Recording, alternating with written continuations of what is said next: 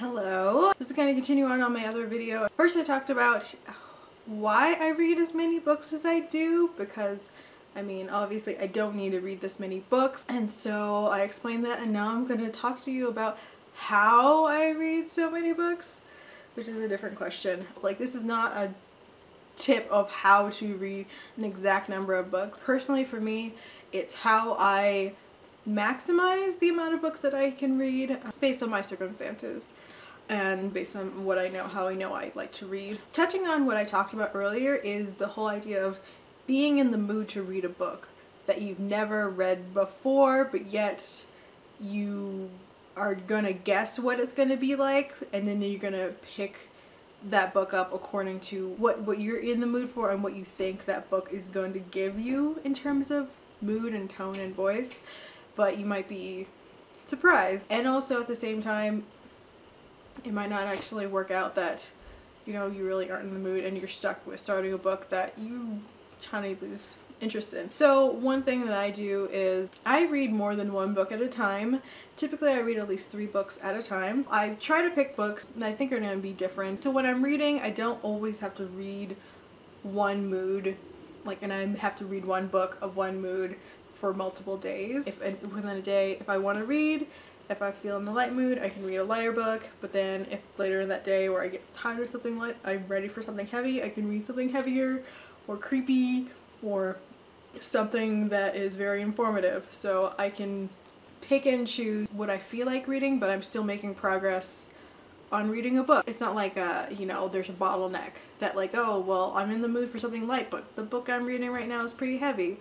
Can't really touch something light unless I want to abandon the heavy book I'm reading, and I don't really want to make that decision. Here is how I really get the feel of what type of mood each book is. So I take each book and I read the first chapter out of each book, no matter how long or short, and I read to like a good stopping point, so I get like a taste of it. So I can either read it and I'm like, oh my god, I'm so excited to read it. So like if I hadn't read that first bit, I wouldn't have been excited to read it. Then I put the book down and then I read the next chapter and the other book that I'm reading.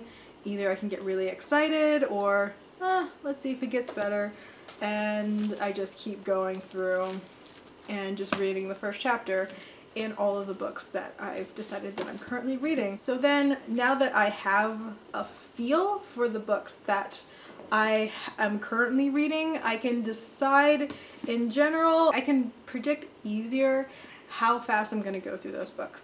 And another thing that I do with the books is that I just quickly flip through the books. One, I see how many pages it is. I see how dense the words are. If you read the first chapter and you realize you really read it really quickly, when you flip through and see that the words are small, it might not seem as intimidating to you. And if you just so happen to read a book that like, oh, this has really big words and big spacing, I'm going to read through this quickly, but after you read the first chapter you're like, wow, this is still dense, I might not read it as fast as I thought I would. So reading the first chapter, you get a good taste of what is to come. The one thing that personally I like to do, I like to see if the book is divided into parts. Things are easier with nonfiction in the fact that you can open up and see the table of contents, and so you can see how many pages each chapter is. And so for me, I like to plan out in each book where is a good stopping point that I'm going to read in each book. So I purposely pace myself with each book. I budget my time in the sense that, like, you know what, I think after I read the first chapter, flip through real quickly to see how it's divided up. You know, like, oh, this book is divided up into 4 parts. Let's just say I just want to read 1 part a day. So as soon as I finish that, get to that stopping point in the day, I don't pick up this book again. No matter how much I want to, I say no, that's all I'm going to read of this book today. And then let's say there's another book that I'm kind of struggling through. I say, like, you know what, no, you need to get to this point of the book today. You may want to really charge through this other book, but pace yourself, and, you know, if you're not really in the mood of reading this book, still just get to the stopping point. So maybe reevaluate, and maybe your opinion will change, or, you know, or maybe you'll just get through that rough patch. I at least try to commit to at least getting a certain stopping point in a book within a day. I mean, there are some books that I've read in which I've gotten halfway and like, fine, I've done halfway, and then I allow myself to not read anymore, but at least I got to that stopping point. I think that's somewhat important, at least for me, and how I read. Having those types of goals really helps me figure out, you know, how quickly I'm going to read a book. Like, oh, this book has a part 2. I'm probably going to read this in one day, and then read this the next day. And, you know, decide the budget of how many pages you're going to read out of a book one day. It's variable for how you read, how quickly you read, how much you think you can read in a day. So yeah, I budget, I set stop points in each book, and you know, it's variable. And another factor in how I read is that I typically know exactly what I want to read during the day. Because I know the mood, I know probably what point of day I would probably want to read a book. So, you know, want to wake up to Wicked. And so for the days that I'm reading this book, you choose to read this in the morning when I might read this a bit quicker, when I want to like wake up a bit. If a book wakes me up more than other books, I would read that book in the morning, and then I might pick another book to read during the day. Like, I just might take this book with me to go to work to read when I have time. Or, you know, if you have a book that has really short chapters, this might sound gross, but I typically like to bring books with me to the bathroom that have really short chapters. So every time I go to the bathroom, I read at least a chapter. So yeah, it may sound weird, like if you ever see me coming out of a bathroom, I've just read a chapter out of a book, and I you know, I chip away things in that way. And I think that also helps in which, like, if you know how long chapters are, and if you know you're going to be waiting in a place for a certain amount of time, I like to read chapters like in one sitting, and I don't like to stop in the middle of a chapter. So if I know I'm going to a place where I'm going to be waiting for a little bit, but not for that long, I'm not going to bring a book with me that, you know, one chapter is going to take 30 minutes to read. I'm going to bring a book that a chapter takes me like less than 5 minutes to read, so that, you know, I read a chapter and then I put it away. I really don't like, you know, waiting, picking out a book, bringing out a book and reading it while I'm waiting, and then I get interrupted by what I was waiting for when I'm reading it. So, oh, this lady's naked. Yeah, so that is pretty much how I tackle reading. I mean, you know, people can choose as many books as they want to read at one time. You know, don't overload yourself. Do what feels natural for you. Do what makes sense to you. Do what is possible for you based on your life circumstances. Personally for me, I don't have too many immediate family obligations, so I don't need to worry about picking anyone up. I don't have anything outside of work that I have to turn in, need to do, so that also helps. And also the fact that, I mean, I think I naturally read pretty quickly. I kind of do a combination of like speed reading.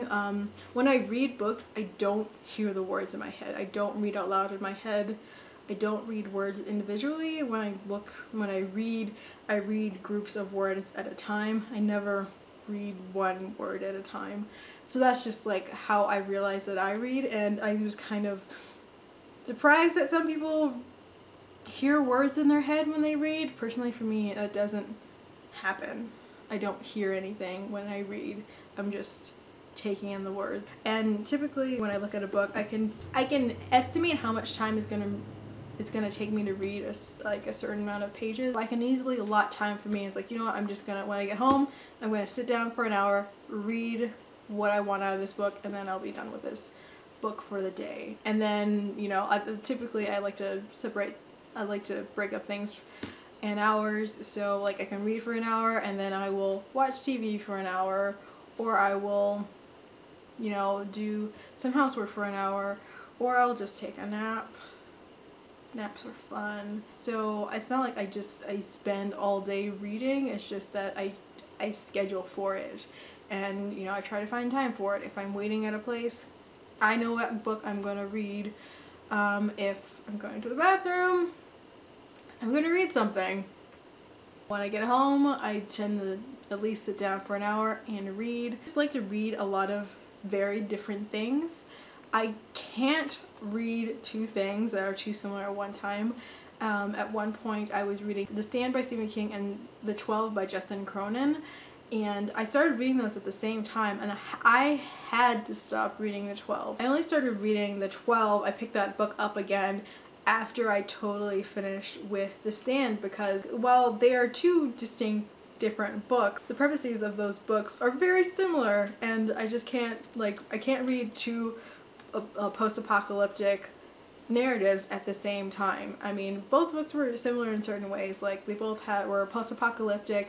They both had very, very good, strong characters, and also it had like a good versus evil type of feel to it. I think those were where the similarities ended, but so similar that I wasn't even in the mood to pick up, you know, the 12 after I read The Stand. A lot of people comment that, you know, I read a big variety of books, and it kind of contributes to how I read so many books at one time, because I need to read a variety, but I can't like read 3 coming-of-age books at one time, or even 2 coming-of-age books at one time.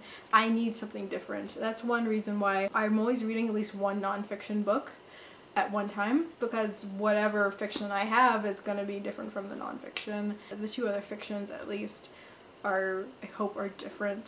And if I'm reading more than one nonfiction, they better be about 2 different subjects. That is pretty much in general how I read so many books, the logistics of it, and a little bit about my situation. I don't live with family.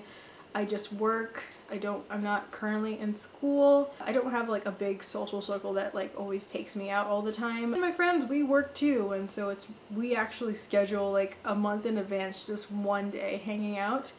So we're all busy in general, and I'm the type of person that really enjoys just solitary activities. I like staying at home. I like watching stuff on Netflix, TV, all that kind of stuff. I still have time to do all that stuff. I just budget for all the things that I want to do. And if I don't sometimes I don't finish books when I think I'm gonna finish them. Things like that happen. So I hope that satisfies some people's curiosity. Yeah, so it's just a combination of speed reading, no life, and